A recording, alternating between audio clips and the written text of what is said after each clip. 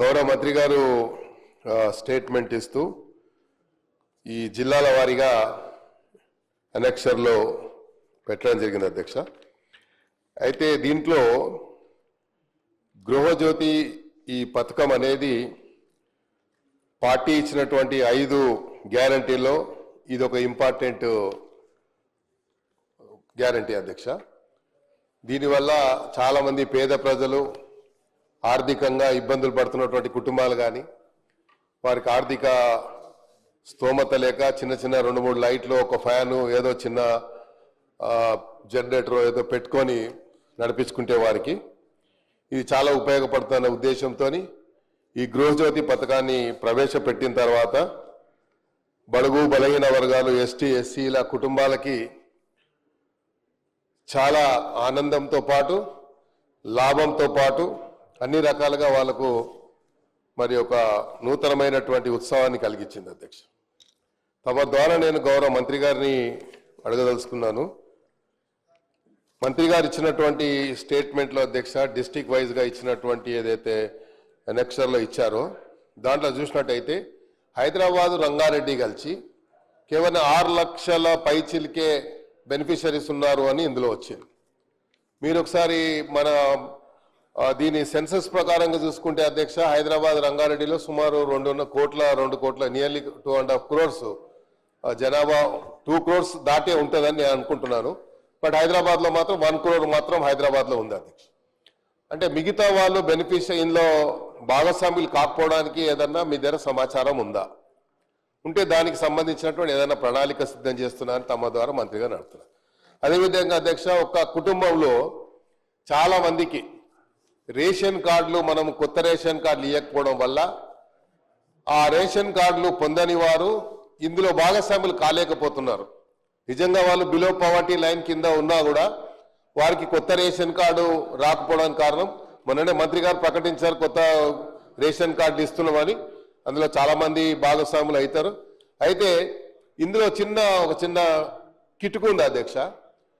ఎవరైనా బెనిఫిషరీ 200 యూనిట్లకు దాటి ఒక 5, 10, 15 యూనిట్లు దాటిపోతే టోటల్ 215 యూనిట్లకు డబ్బు కట్టాల్సి వస్తుంది.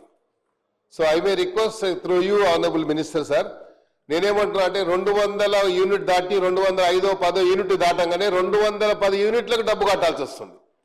సో 210 యూనిట్ల కంటే ఆయనకి ఏమనిపిస్తుంది బెనిఫిషరీకి, అరే నాకు ఉచిత కరెంట్ అంటారు మొత్తం 210 యూనిట్ల కరెంట్ వచ్చింది ఏంటి అనేది ఒక ఇది ఉంది.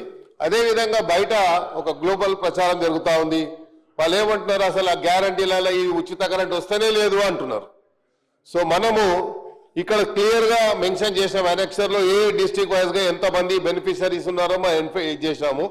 అదేవిధంగా హైదరాబాద్ రంగారెడ్డిలో కేవలం 6 లక్షలు అంటే నేను క్యాలిక్యులేట్ చేసి చూశాను అధ్యక్ష. ఇచ్చినటువంటి ఎలక్షన్లో ఇచ్చినటువంటి స్టేట్మెంట్ ప్రకారంగా ఇంతమంది ఉన్నారని చెప్పి అంటున్నారు.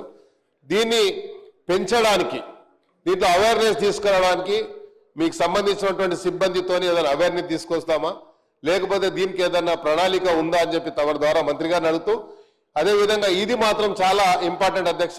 వైట్ రేషన్ కార్డ్స్ లేని వారికి వాళ్ళు బిలో పవర్టీ లైన్లో ఉన్నవారికి ఒకవేళ వైట్ రేషన్ కార్డు ఉన్నా ఇది మాత్రం మంత్రి గారు చాలా దృష్టి కేంద్రీకరించాలి అధ్యక్ష. దీని మీద వైట్ రేషన్ కార్డు ఉన్నా కొంతమంది కార్లు తీసుకొని అప్పుడు ఎస్సీ ఎస్టీ స్కీమ్ కింద కార్లు తీసుకొని ఇంటి ముందు కారు ఉంటే నువ్వు ఈ బిలో పవర్టీ లైన్ కింద కవర్ కావడం లేదు కాబట్టి ఈ స్కీమ్లో భాగస్వాములు కాలేకపోతున్నారు అధ్యక్ష. కాబట్టి ఈ స్కీమ్లో ఇంటి దగ్గర కారు ఉంటే వాడు కారు ట్యాక్సీ నడిపించుకొని వాడి జీవన ఆధారం దట్ ఈస్ లైవ్లీహుడ్ అధ్యక్ష.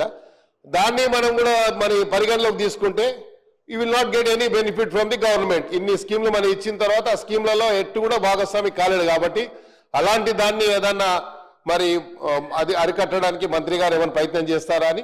అదేవిధంగా నేను చెప్పింది ఈ 2 ఇష్యూస్లో మంత్రి గారు నేను ఆశిస్తున్న అధ్యక్ష తప్పకుండా హైదరాబాద్ రంగారెడ్డి జిల్లాలో ఇంకా ఈ బెనిఫిషరీ ఎక్కువ భాగస్వాములు చేయడానికి, ఎందుకంటే one of the best scheme అధ్యక్ష. ఎందుకంటే ఇదే మెయిన్ ఇంపార్టెంట్ కాబట్టి లైట్ లేని వారికి ఆ రోజుల్లోనే రాజీవ్ గాంధీ గారు ఆలోచించారు గ్రామాలకి లైట్ ఉండాలి, ప్రతి గ్రామంలో వీధి అంటే టేల్ ఎండ్ వరకు కూడా వారి గుడిసెల్లో కూడా లైట్ ఉండాలనేది రాజీవ్ గాంధీ గారు ఆలోచించినటువంటి సందర్భం అధ్యక్ష.